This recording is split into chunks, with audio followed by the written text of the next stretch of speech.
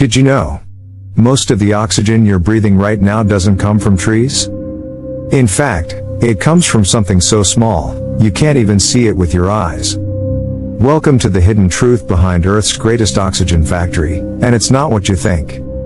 Since childhood, we've been told, trees give us oxygen. Save the forests, save your breath. That's true. But only half the story. According to research, about 50% to 80% of Earth's oxygen comes from tiny ocean organisms. Their names?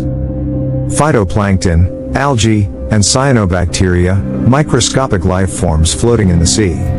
Invisible to us, but essential to our survival. These tiny ocean organisms perform photosynthesis, the same process plants use to turn sunlight into energy.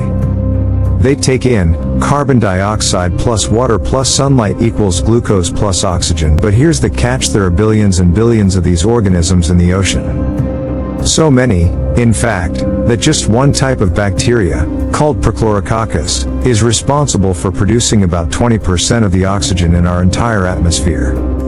Let that sink in. Every 5 breaths you take, one came from this microscopic sea creature. So are trees still important? Of course. Especially rainforests like the Amazon, often called the lungs of the earth. But here's what most people don't know. At night, trees consume oxygen for their own respiration. Meanwhile, many ocean phytoplankton keep producing oxygen almost non-stop. In the battle of oxygen production, the ocean wins. What happens if these tiny ocean organisms start dying? Pollution, plastic waste, oil spills, and rising sea temperatures are already reducing the number of phytoplankton. And that means less oxygen and balanced atmosphere, a direct threat to life on Earth. We worry so much about deforestation, and we should, but the ocean is quietly dying too, and most of us don't even notice. Nearly 70% of the oxygen you breathe comes from the ocean. A single drop of seawater can contain millions of phytoplankton.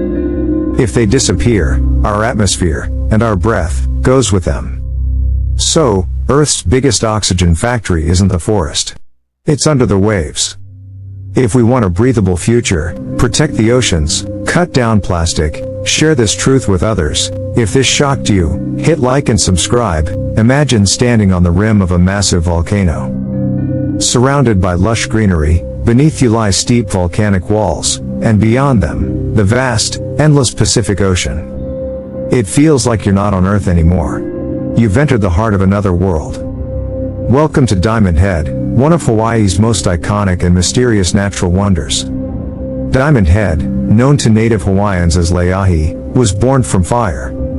Around 300,000 years ago, a powerful volcanic eruption shook this land, forming what we now see as a massive crater. But here's the twist: this volcano is no longer active.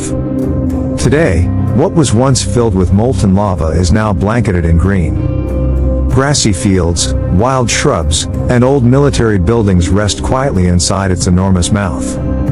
This sleeping giant has seen fire, war, and now, peace.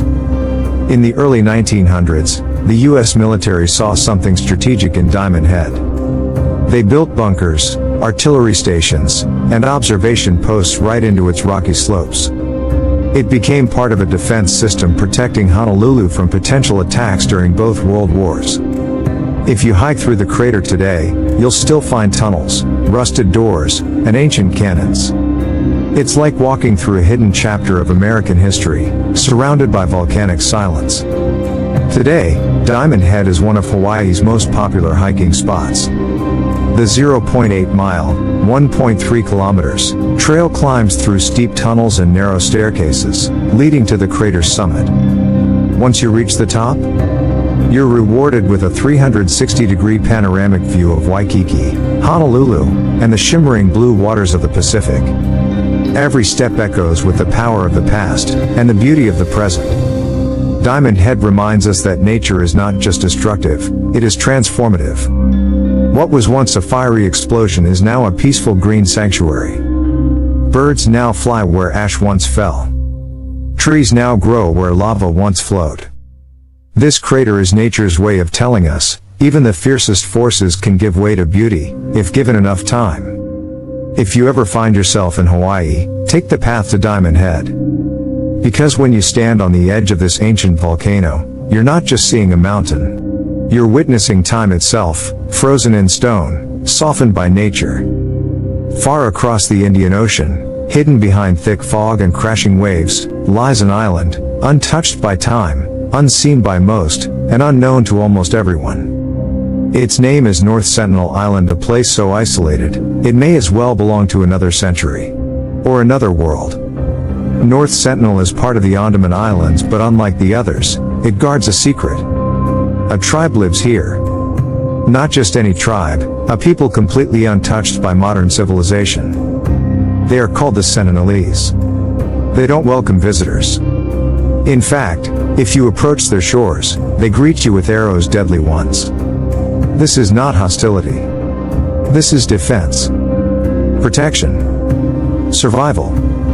In 2006, 2 fishermen drifted too close to the island. They never came back. Their bodies were found, pierced with arrows. Even helicopters flying above were attacked with spears and stones. Because of this, the Indian government has made it completely illegal to go near the island, not just to protect us from them, but to protect them from us. The Sentinelese have lived here for what scientists believe to be over 60,000 years in complete isolation. No electricity. No technology. No farming. No knowledge of the outside world. They hunt. They gather. They live as our ancient ancestors once did, untouched by time. And here's the most fascinating part, we don't even know what language they speak. No one does. Why don't we just go and study them? Because we could kill them with a single handshake. They've never been exposed to modern diseases, even something as harmless as the common cold could wipe out their entire tribe. So scientists, governments, and even explorers have agreed, leave them alone. Let them live. Let them survive in their world, at their pace. In a world racing toward the future, North Sentinel Island reminds us of the past. Of simplicity. Of survival. Of a world beyond Wi-Fi and walls.